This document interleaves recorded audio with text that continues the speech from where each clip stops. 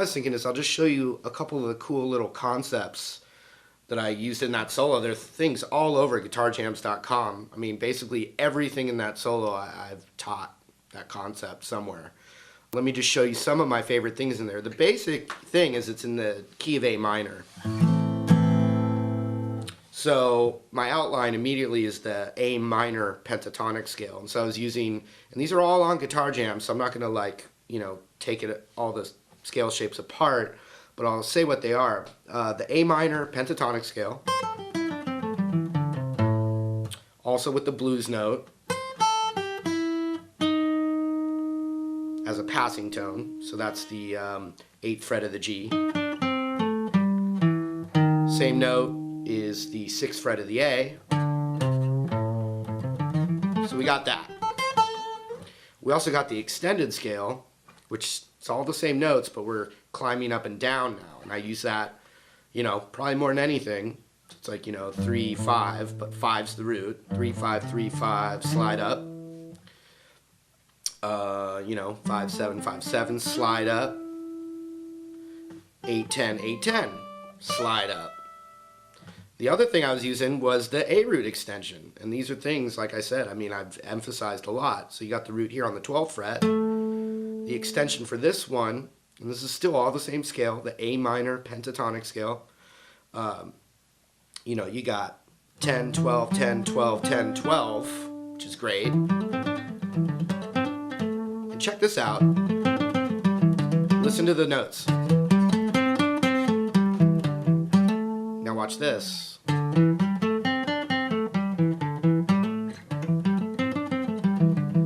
Ooh, the exact same thing. Exact same thing in a different spot.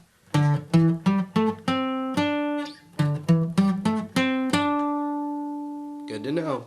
Slid up to 14, 12, 14, and with the A minor pentatonic with the root on the A string, looks a little different. We get the 13th fret on the B to 15, and then 12 to 15 on the high E.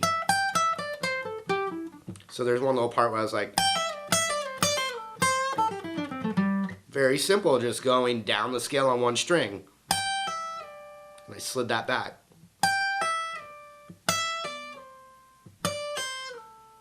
So knowing your minor pentatonic on one string, besides the extensions, is extremely helpful.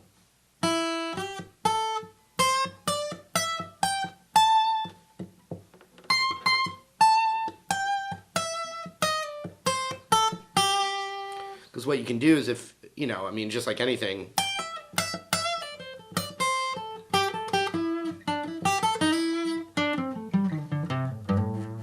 okay? So that's kind of the thought process behind it, but then I was using little elements of the modes, like the minor scale, but still thinking of the minor pentatonic. So instead of the 8th fret on the high E, you also have the 7th fret on the high E. So you can even bend that up a half step.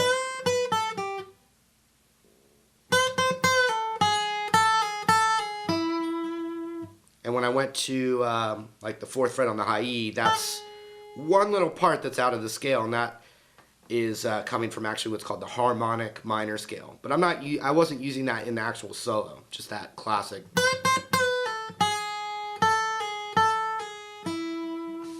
Okay. Now there was lots of the climbing up and down.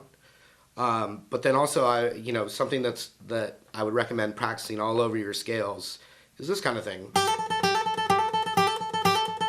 which I did in the solo. Great speed exercise for your alternate picking. And basically, I was just going, you do it anywhere, any two notes.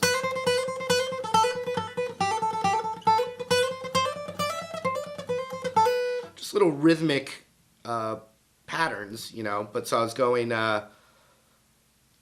going 8 to 10 on the B string. So I have index on the 8th, picked, hammered, and then alternate picked.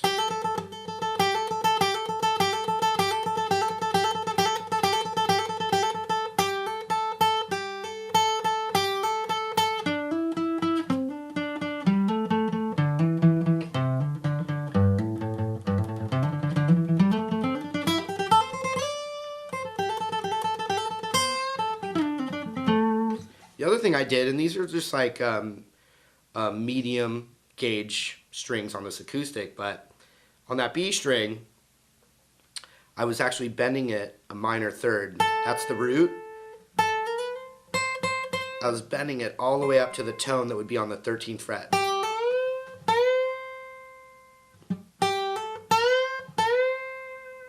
It's really more of an electric lick, but to get that strength, besides practicing a lot, is, you know, think of your three fingers like glued together. So you're using the strength of three fingers together to bend the note up, not one finger.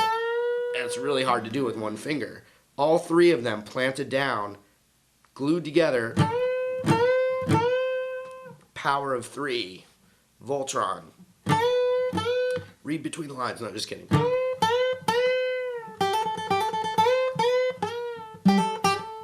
Alright, my finger's getting tired now. Okay. Now when I'm up in this zone where the root's on the A string there, I was doing a lot of stuff right here. So it'd be like 12, 14 on the D and 12, 14 on the G. You also have the blues note right here on the 13th fret of the D. 15 to 12 on the A.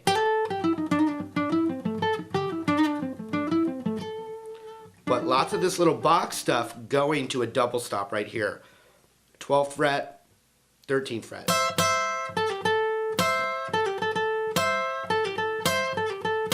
And I find when you're doing acoustic guitar solos, double stops really are cool. I always try and get some kind of double, meaning like a two-note thing.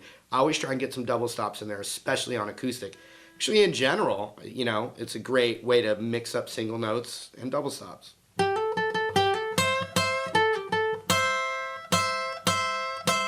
And I kind of nudge my middle finger there. Not too much.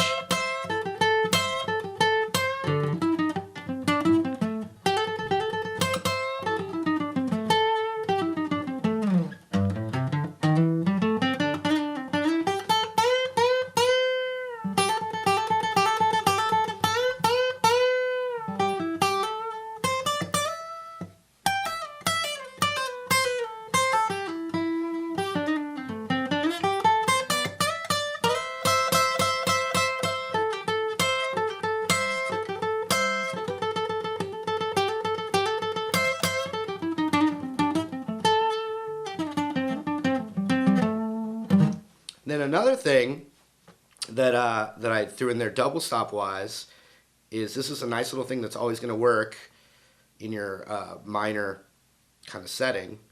That double stop, we're going to follow the index finger down a whole step. And then my ring finger is going to go to the 12th fret of the B. So even if you're just jamming blues,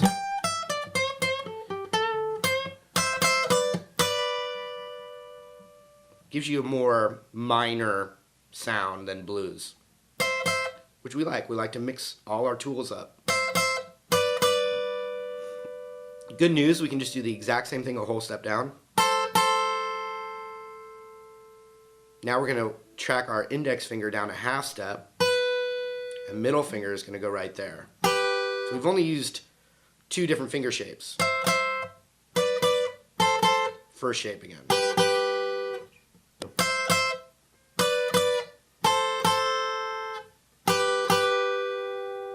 Okay, now the next little spot, what I did in the actual solo was I didn't follow the scale pattern anymore. I did something like this, which is just totally improvised. And so what I did was I replaced my middle finger with my pinky and then moved my index back. So this note stayed and this one went from there to there. And this is kind of a little cool little thing. Gives you this like weird kind of suspended sound, and then I just went right back in my blues thing.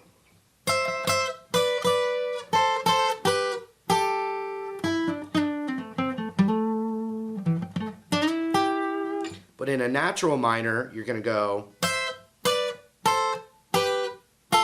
6 same thing. It just doesn't sound good in like a rock and roll setting, that particular one. Then you do this one again.